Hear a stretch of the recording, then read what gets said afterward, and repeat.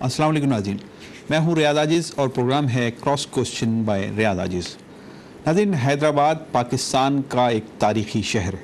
सिंध का एक अहम तरीन शहर, माजी में कभी दारुल खिलाफा भी हुकूमतों का रहा, लेकिन अब इस शहर की क्या डेवलपमेंट है यहाँ और क्या यहाँ पे हालत है, हम इस ताल्लुक़ से आज के प्रोग्राम में बात करेंगे। गुज़िश्ता जो दौरे हुकूमत रहा, मुख्तलिफ़ अदवार में इस शहर को ख़ासा इग्नोर किया गया डेवलपमेंट के ताल्लुक़ से और यहाँ बहुत ज़्यादा मसाइल रहे, लेकिन ज़िलाई हुकूमतों के निज़ाम के आने के बाद और जो लोकल गवर्नमेंट का जो नया निज़ाम सदर परवेज़ मुशर्रफ के दौर में आया, साबिक़ सदर परवेज़ मुशर्रफ के दौर में, उसके बाद इस शहर की हालत ख़ासी बेहतर हुई, लोगों ने भी ख़ासा सुकून का सांस लिया है, लेकिन अब भी बहुत कुछ करने को है।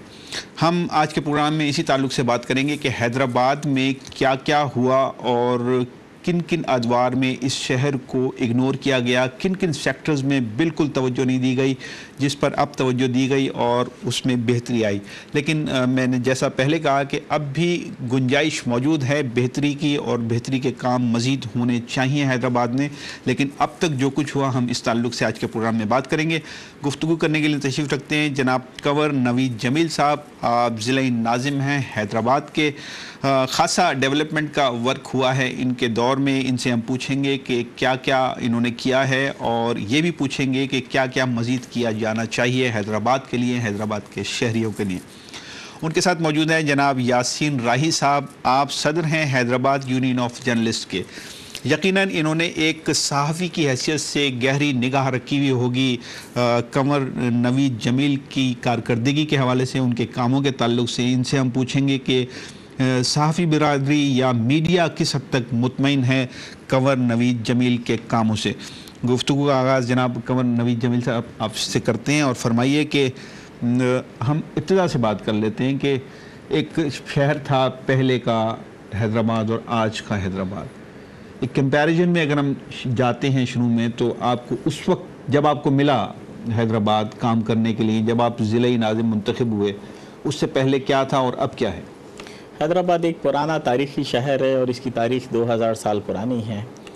और जितनी इस शहर की तारीख़ पुरानी है इतनी ही इसके नज़रअंदाज किए जाने की तारीख़ भी पुरानी है। बदकिस्मती से क़याम पाकिस्तान के बाद से ही ये शहर एक सिटी ऑफ अपोजिशन रहा और इसको हर दौर की हुकूमतों ने नज़रअंदाज किया, और जवाबन ये शहर भी सिटी ऑफ अपोजिशन भी रहा, और जितनी हुकूमत मुखालिफ तहरीकें चलीं उसमें इस शहर का बड़ा बुनियादी किरदार रहा। इन्हीं वजूहात, इन्हीं अवामिल की वजह से बहरहाल ये शहर मुसलसल इग्नोर होता रहा, और जब मुझे इस शहर के लोगों ने बहैसियत नाज़िम मुंतखब किया तो उस वक्त ये शहर मसाइल का गढ़ बना हुआ था। इसमें वैसे तो बहुत सारे मसाइल थे, लेकिन जो बड़े मसाइल थे उसमें लोगों को साफ़ पानी की फरहमी, सीवरेज के मसाइल, ट्रैफिक के मसाइल, इसमें तफरीह गाहें नापैद थीं, हेल्थ सेक्टर के मसाइल, अस्पतालों के मसाइल, स्कूलों के मसाइल, ये चीदा सफाई के मसाइल, ये चीदा मसाइल थे कि जिन्होंने इस शहर को पूरी तरह घेर रखा था। 2004 में यहाँ पर आलूदा पानी के मच्छर जेल से आने वाले आलूदा पानी की वजह से 56 अफराद की अमवात हुई, और वैसे भी जब मैं नाज़िम बनकर आया तो इस शहर में सिर्फ 2 फिल्टर प्लांट थे और वो दोनों के दोनों भी नॉन फंक्शनल थे। अच्छा, इस पे हम बात करते हैं। ये फरमाइए कि हैदराबाद की मजमूई आबादी क्या है और जो शहरी और दही का तनासुब है वहाँ पर एरिया के एतबार से बात कर रहा हूँ, वो कितना है? हैदराबाद की इस वक्त लगभग आबादी 22 लाख के लगभग है इस वक्त, चूँकि मरदमशुमारी हो रही है, फ़ाइनल स्टेटिक्स तो उसी वक्त तक आएंगे,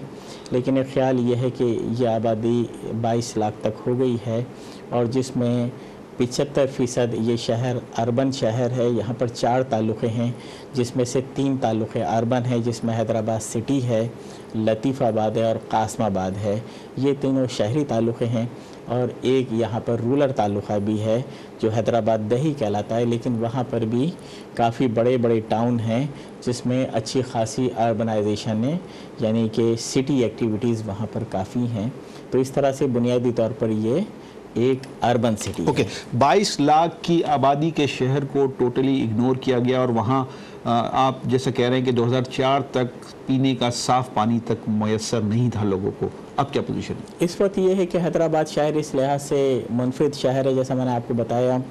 کہ میں جب یہاں پر ناظم منتخب ہو کر آیا اس وقت یہاں پر صرف 2 فلٹر پلانٹ تھے،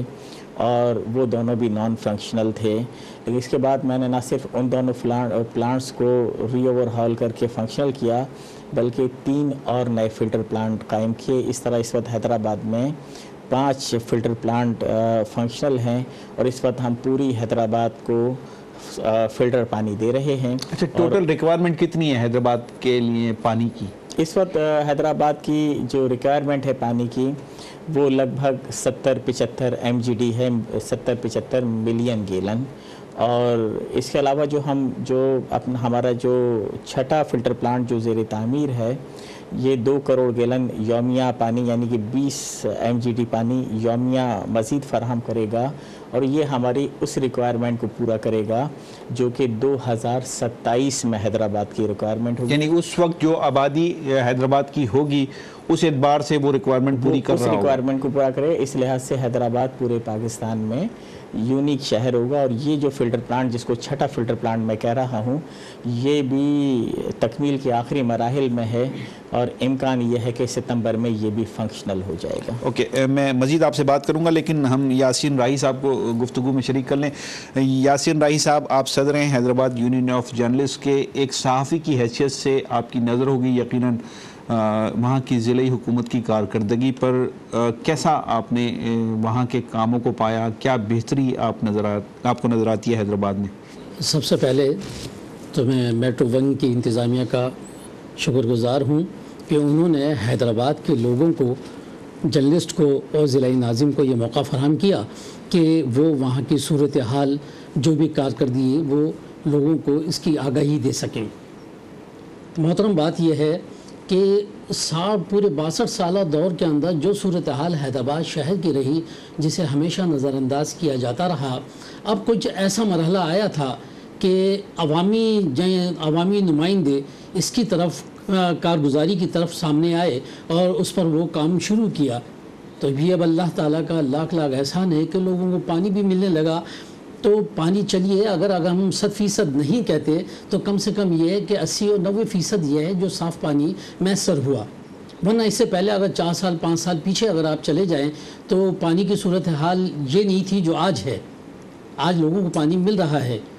اسی طریقے سے اگر ہم مثلا پانی کے علاوہ سڑکوں کی طرف آ جائیں تو سڑکوں کا بھی ایک جال بچھا دیا گیا ہے، ورنہ تو یہ ہوتا تھا کہ دھول مٹی ہوتی تھی۔ جس وقت ضلعی ناظم حیدرآباد جب یہ جال بچھانے کی کوشش کر رہے تھے تو عمومی طور پر لوگ یہ کہتے تھے کہ صاحب یہ دھول مٹی کی وجہ سے لوگ بیمار ہو جائیں گے، ٹی بی کے مریض بن جائیں گے، بہت ساری مزاحمتوں کا سامنا کرنا پڑا،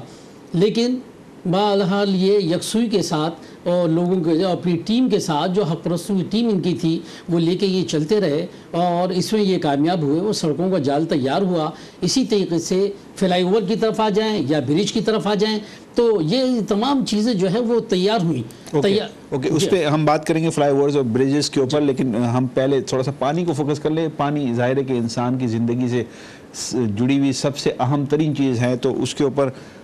تھوڑی سی زیادہ بات ہونی چاہیے۔ یہ فرمائیے کہ جس طرح کرائسس کراچی میں آتا ہے پانی کا، پانی اویلیبل نہیں ہے پینے کا یا صاف پانی اویلیبل نہیں ہے، وہاں اس طرح کا کوئی کرائسس؟ وہاں پر کہیں پر یا تو کسی کا کوئی غیر معمولی کوئی واقعہ ہو، کسی کوئی تقریب ہے یا کنیکشن ٹوٹ گیا ہو تو وہاں پہ ٹینکر کی ضرورت ہوتی ہے، ورنہ لوگوں کو پانی وہاں پر مطلب ٹینکر مافیا وہاں کام کر رہی ہے؟ نہیں تو ضرورت ہوتی ہے، ورنہ لوگوں کے عموم میں نل سے ہی پانی آتا ہے۔ شاذ و نادر اس طرح کہ کبھی کسی کو ٹینکر کی ضرورت پڑ جائے، ورنہ نارملی وہاں پر تمام لوگ جو ہیں ان کے نلوں سے پانی آتا ہے۔ یہ جو